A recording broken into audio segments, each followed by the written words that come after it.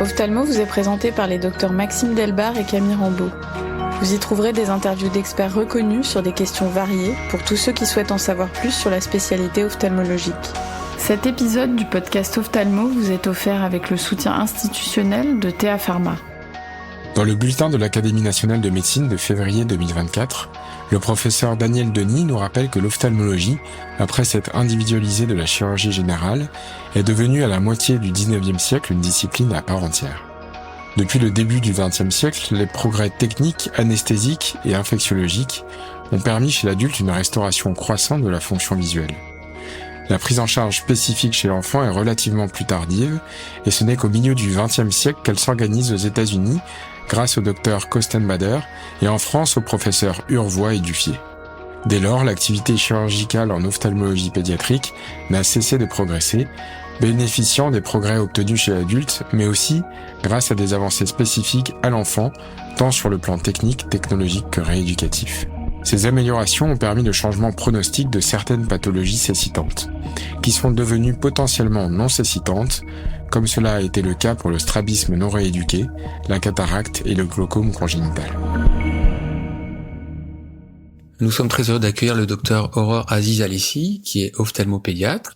Le docteur Aziz Alessi est PH des hôpitaux de Marseille. Il est trésorier de l'association francophone de strabologie et ophtalmologie pédiatrique et également secrétaire général de l'association française d'ophtalmologie pédiatrique. Bonsoir Aurore. Bonsoir Maxime, bonsoir Camille. Merci beaucoup pour votre invitation. Bonsoir Aurore, merci beaucoup d'avoir accepté notre invitation. Alors on va commencer par une première question. À quel âge faut-il idéalement effectuer un premier bilan visuel ? Alors, le développement visuel de l'enfant, il se fait principalement durant les 6 à 8 premières années de vie, avec une période critique entre 0 et 3 ans où beaucoup de choses vont se jouer pour le devenir visuel à long terme. C'est pourquoi l'association francophone de strabologie et d'ophtalmopédiatrie, que vous connaissez probablement mieux sous le nom d'AFSOP, a émis en 2019 des recommandations très claires en faveur d'un dépistage structuré et par tranche d'âge. Quels sont les âges clés du dépistage ? Premièrement, avant 12 mois. Si l'enfant présente des facteurs de risque, à savoir prématurité, antécédents familiaux, strabisme, pathologie neurologique ou ophtalmologique qui peuvent avoir une composante héréditaire. Première tranche. Puis, entre 3 et 4 ans, le dépistage deviendra systématique selon les recommandations de l'AFSOP et mené par un professionnel formé, à savoir orthoptiste ou ophtalmologiste. À 6 ans, à l'entrée au CP, un bilan complémentaire est nécessaire pour dépister à ce moment clé de la vie scolaire des troubles réfractifs et des strabismes. Le but de ce dépistage, il est très clair. Il faut dépister précocement l'amblyopie. C'est une atteinte qui touche 2 à 4% des enfants en France et qui représente la première cause de baisse d'acuité visuelle chez l'adulte jeune si elle n'est pas traitée à temps. Et dans l'amblyopie, vous le savez, le temps joue contre nous. Nous devons prendre en charge l'enfant dans cette fameuse fenêtre de plasticité cérébrale qui s'étend jusqu'au début de l'adolescence. Pourquoi prendre en charge l'amblyopie ? C'est vraiment un enjeu de santé publique. Un traitement de l'amblyopie initié avant l'âge de 5 ans permet une récupération visuelle dans 90% des cas dans les amblyopies fonctionnelles, contre seulement moins de 20 à 30% s'il est commencé après 8 ans. Alors, à partir de quel âge on peut réaliser un examen visuel fiable chez l'enfant ? Alors, donc, un examen visuel fiable, il peut être mené dès la naissance. Mais pour le praticien, le contenu de ce qui est possible de faire évolue selon l'âge et le niveau de coopération. Et c'est une des particularités de l'ophtalmologie pédiatrique. Dès la naissance jusqu'à l'âge de 6 mois, classiquement, on va examiner l'enfant, observer la fixation, sa poursuite, les réflexes photomoteurs et dépister un strabisme précoce. Vers 9 mois, à tout ceci s'ajoutera l'analyse du comportement visuel binoculaire, la détection de signes d'amblyopie manifeste et déjà une première analyse de la réfraction.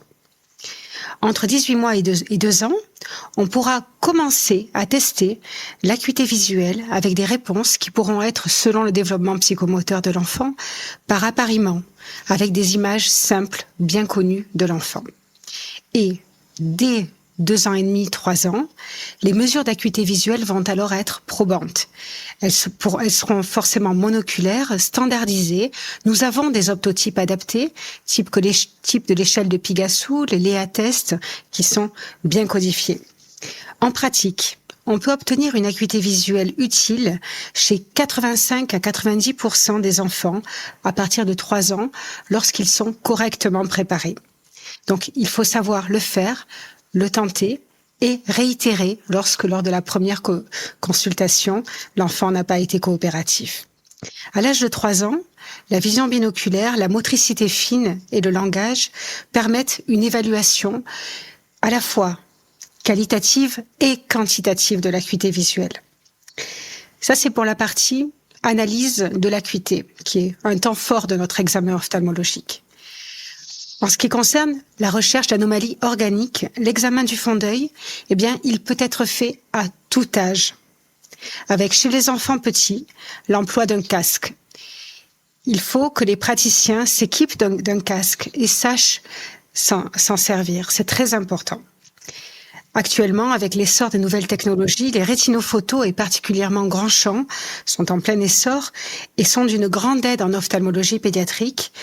Lorsque nous disposons de personnels paramédicaux, souvent orthoptistes, formés, qui savent comment motiver l'enfant, eh bien, nous obtenons des clichés dès l'âge de 1 an et demi, 2 ans, qui sont d'une grande aide et analysables dans la grande majorité des cas. Donc, nous ne devons pas nous en priver dans la prise en charge de l'enfant moderne.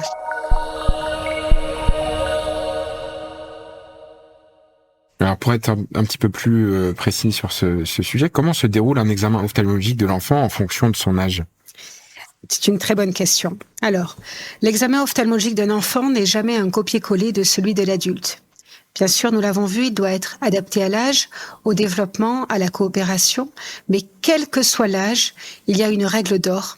On réalise systématiquement la réfraction sous cycloplégie efficace et le fond d'œil. C'est essentiel. Pourquoi ? Parce que même chez un tout petit, un strabisme, un larmoiement qui peut sembler anodin ou une baisse de vision peut cacher une pathologie organique grave, potentiellement cécitante, comme un rétinoblastome. Et ça, on ne veut surtout pas le rater. Le message clé, c'est celui-là. Un enfant, ça s'examine comme un enfant. Nous allons y revenir dans le courant de ce podcast, mais ça s'examine complètement, dès le départ. Et nous avons, en tant que praticiens, en tant qu'ophtalmologues, une obligation de moyens pour aboutir à un diagnostic fiable et précoce. Alors, il n'est pas toujours évident d'examiner des enfants en consultation. Comment on peut gagner, on va dire, leur coopération pendant l'examen ? Oui, alors là, c'est tout un art. Coopérer pour un enfant, ce n'est pas obéir. C'est comprendre, être impliqué, se sentir écouté et en sécurité. En ophtalmologie pédiatrique, il y a vraiment une construction de la consultation. Et elle repose sur un cadre rassurant. Vous devez aménager votre cabinet en un lieu calme, avec un visuel adapté, des repères familiers pour l'enfant, éventuellement des jeux à disposition dès la salle d'attente qui concourent à instaurer un climat de confiance. La communication en ophtalmopédiatrie, elle est forcément triadique. L'enfant est au centre, avec ses parents et le professionnel de santé qui, tous les trois, forment une alliance thérapeutique. La posture du praticien, elle est active, dirigée vers l'enfant. On va l'inviter à participer, à répondre, à aider le docteur. On se place physiquement à son niveau. C'est quelque chose de très important. Il faut savoir abaisser son siège et vraiment communiquer d'égal à égal avec l'enfant. On peut parfois, et ça peut aider, savoir retirer sa blouse si c'est nécessaire, surtout face à un enfant qui aurait un lourd historique médical avec une peur légitime de la blouse blanche.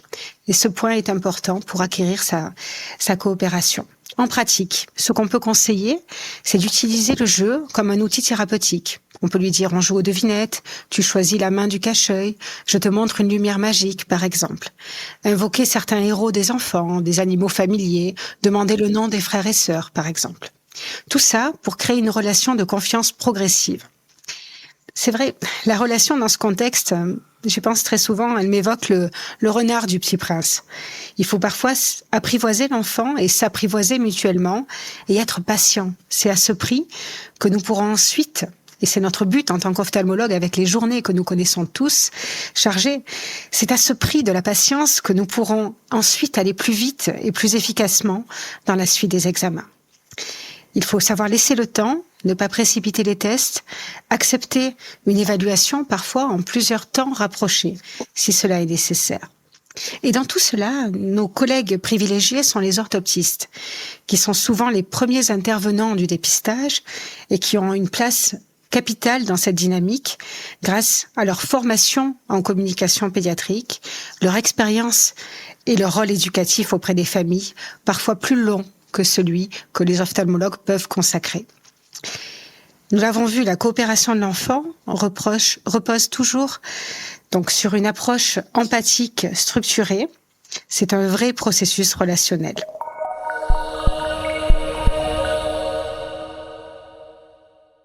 Quels sont les motifs de consultation pédiatrique en ophtalmologie pédiatrique les plus fréquents ? Donc, la consultation ophtalmologie pédiatrique représente généralement entre 15 et 20% des consultations d'ophtalmologie générale. Les motifs varient bien entendu avec l'âge.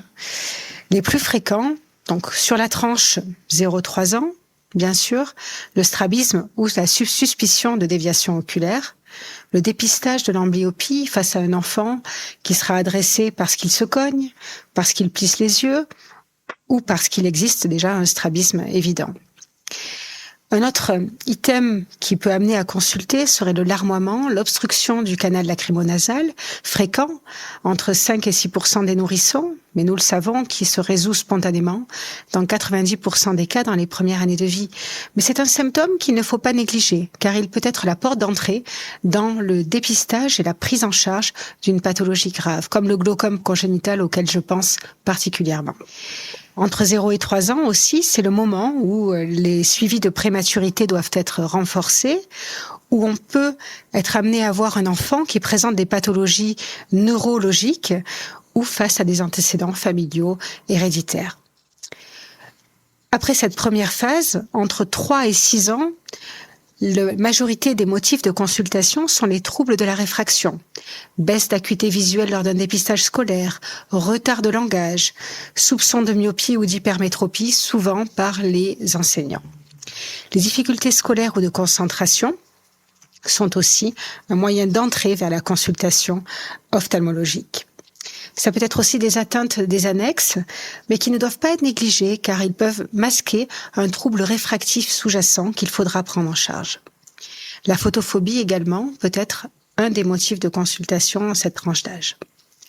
Une autre voie d'entrée sont les céphalées. C'est un motif fréquent de consultation de premier recours en ophtalmologie et bien entendu, le praticien ne devra jamais méconnaître une pathologie neurologique associée en réalisant de façon systématique, dès le premier examen, un fond d'œil à la recherche d'une œdème papillaire et si possible, coupler cet examen du fond d'œil par une iconographie qui permettra de suivre l'enfant dans le temps.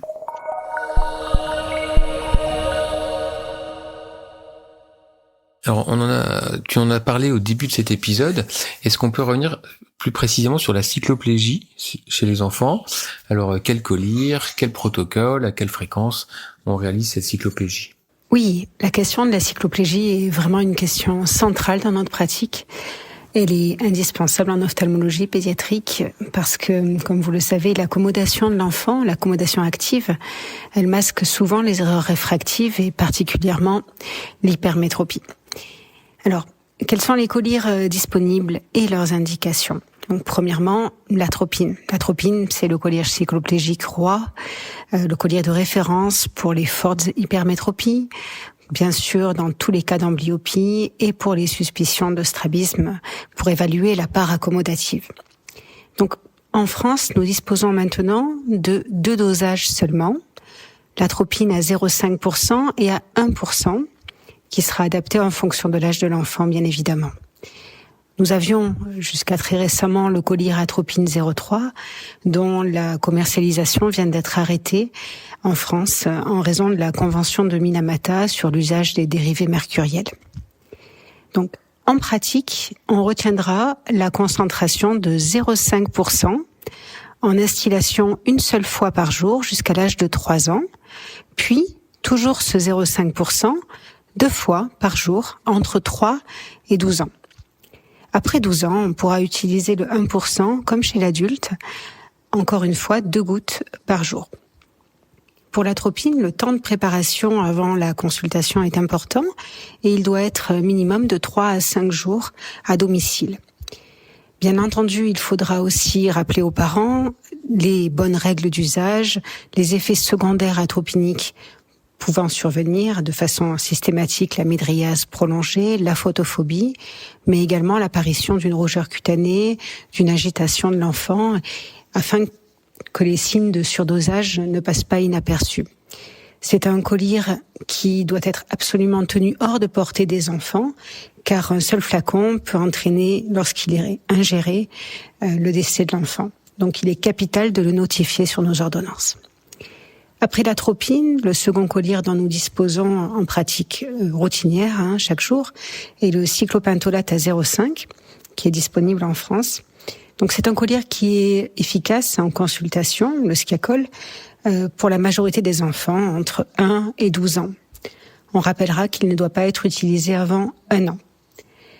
L'instillation se fait selon l'AMM une seule goutte, selon les recommandations, mais en pratique, au minimum 2 gouttes sont souvent nécessaires à 5 minutes d'intervalle, avec réalisation de l'examen réfractif sur une courte fenêtre entre 45 minutes et 60 minutes après la première instillation.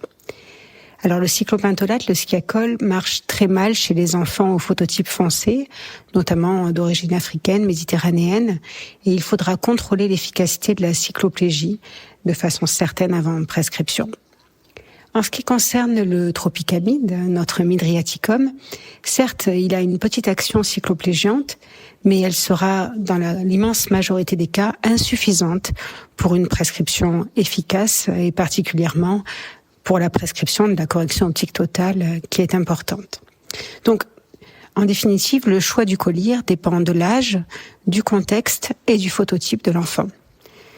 On pourra rappeler que l'orthoptiste, qui est désormais autorisé à réaliser des dépistages précoces qui peuvent aboutir au bilan ophtalmologique sous cycloplégie, elle joue un rôle majeur pour orienter vers une cycloplégie adaptée qui sera bien sûr prescrite par l'ophtalmologue.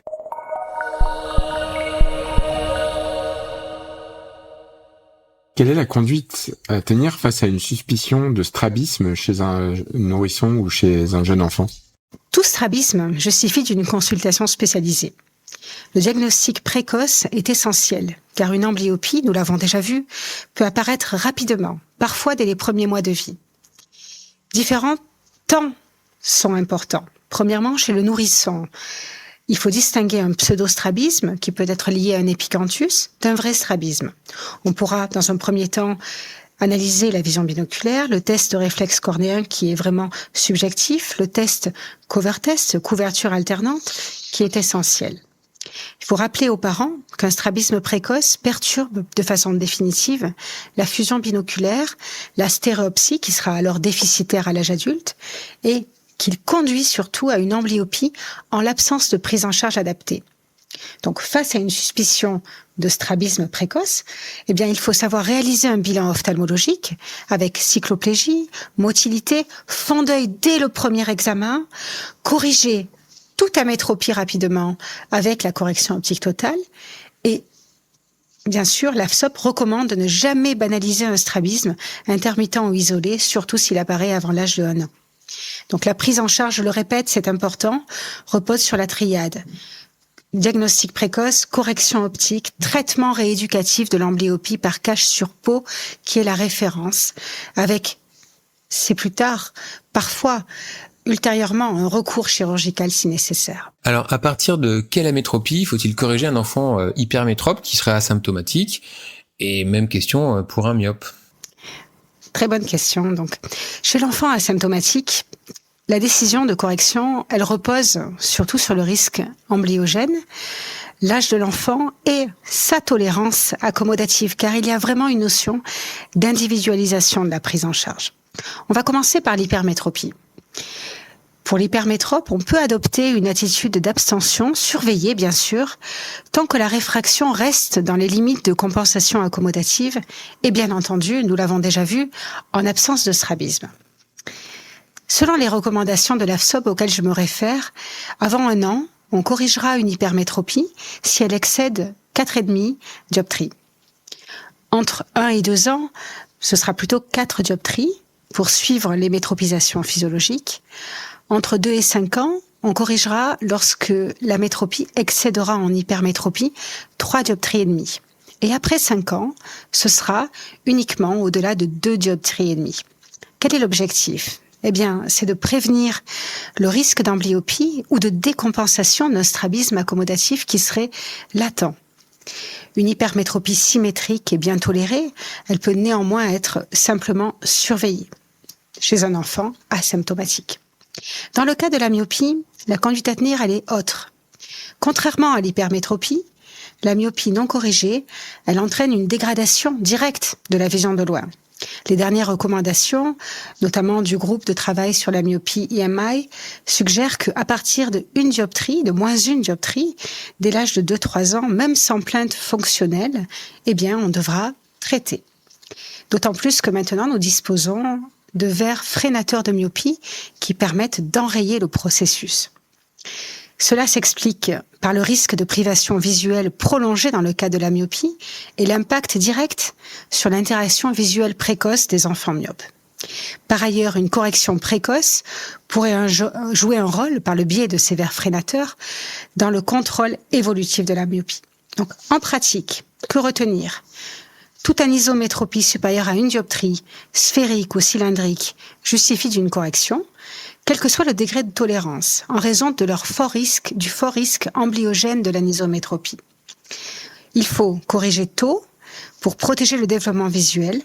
L'indication, elle doit néanmoins toujours être contextualisée en fonction de l'âge de l'enfant, de son statut vis-à-vis de l'amblyopie, du strabisme qui aura été détecté et de l'évolution réfractive.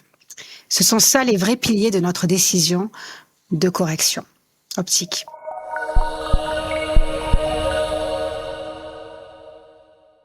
Merci Aurore. Est-ce que les systèmes de freination myopique, notamment les lunettes freinatrices, peuvent être commencés dès le plus jeune âge ? Alors, il faut, dans l'AMM de la freination myopique, des verres freinateurs, il faut quand même faire la preuve d'une évolutivité. Et cette notion d'évolutivité, elle est très importante. Donc, il faudra voir l'enfant au moins à 2 points du suivi, de préférence, et c'est vraiment ce qui est recommandé, coupler l'examen avec une biométrie, ce qui est difficile puisque nous n'avons pas de biomètre portable chez l'enfant, pour pouvoir faire la preuve d'une élongation axiale du globe. En pratique, dans ma pratique, eh bien, chez l'enfant petit, je débute quand même une freination myopique à partir de l'âge de 2 ans. Alors pour avancer sur cette correction de l'enfant, comment corriger un enfant hypermétrope asymptomatique ? Est-ce qu'on lui met la correction optique totale, la correction optique totale moins quelque chose ? Et autre question que les parents nous posent souvent, doit-il porter ses lunettes en permanence ? C'est souvent un sujet qui pose débat dans les consultations et qui parfois peut nous mettre en porte-à-faux avec d'autres confrères. Donc, pour moi, il est important de rappeler que chez l'enfant hypermétrope asymptomatique, donc sans amblyopie, sans strabisme, on est d'accord, la prise en charge, elle est plus nuancée. On s'appuie bien sûr sur des critères bien établis pour éviter de surmédicaliser, tout en assurant un bon développement visuel. Alors, faut-il corriger ou pas ? On considère généralement qu'en dessous de 2 dioptries ou de plus 2,5 chez l'enfant hypermétrope, chez un enfant coopérant avec une bonne vision binoculaire, sans plainte, sans anomalie motrice ou sensorielle, eh bien aucune correction n'est nécessaire. On va se contenter d'une surveillance annuelle. Bien sûr, à cet âge-là, le cristallin joue encore très efficacement son rôle accommodatif. Si la correction est indiquée, selon les seuils AFSOP que nous venons de voir, eh bien, dans ma pratique, je prescris directement la correction optique totale que j'ai retrouvée sous cycloplégie efficace. Et je préviens, c'est un temps important de ma prise en charge, les enfants et surtout leurs parents, qu'il y aura une étape d'adaptation à cette correction optique totale. Mais elle est généralement plus courte que celle que nous croyons. Donc, ne pas hésiter à prescrire la correction optique totale lorsqu'elle est nécessaire. Attention, il ne faudra pas de sous-correction chez un enfant qui présente des signes d'amblyopie ou de strabisme. Dans ce cas-là, je le répète, la correction optique totale obtenue sous cycloplégie est impérative. S'il existe une anisométropie supérieure à une dioptrie, même asymptomatique, là encore, correction nécessaire, car le risque amblyogène, il est réel. Et en présence de symptômes, ça dévie un peu de la question, il est bien sûr recommandé de prescrire la correction optique totale. Cela fait consensus dans la littérature spécialisée internationale. Pourquoi cette correction totale ? Parce que les symptômes tels que la fatigue visuelle, les céphalées, la photophobie, des clignements excessifs, des troubles de la concentration peuvent témoigner au niveau physiopathologique d'un effort accommodatif excessif. Dans ce contexte, en cas de sous-correction, on ne ferait qu'entretenir ou aggraver les symptômes. La correction totale permet de soulager la demande accommodative, de rétablir ce confort visuel et de prévenir, si c'était nécessaire, la décompensation vers un strabisme accommodatif qui serait encore latent. En résumé, pour un enfant symptomatique, pas de question, correction optique totale. Pour un enfant asymptomatique, correction en fonction des seuils AFSOP. Dans tous les cas, surveillance régulière, adaptation de la prescription au fil du développement visuel, toujours sous cycloplégie. Et donc, autre question corollaire, lorsqu'une prescription est établie, est-ce que l'enfant doit porter ses lunettes ? Pour moi, il faut être logique. Elle devra être portée au maximum pour faciliter, dans un premier temps, son acceptation, surtout si c'est une première paire, et permettre cette levée du spasme accommodatif qui est important. C'est la fin de la première partie de cet épisode consacré à l'ophtalmopédiatrie. Nous retrouverons prochainement le docteur Aurore Aziz Alissi pour la fin de cet épisode. Ophthalmo est disponible sur toutes les plateformes d'écoute. Si l'épisode vous a plu, laissez-nous un avis et partagez-le.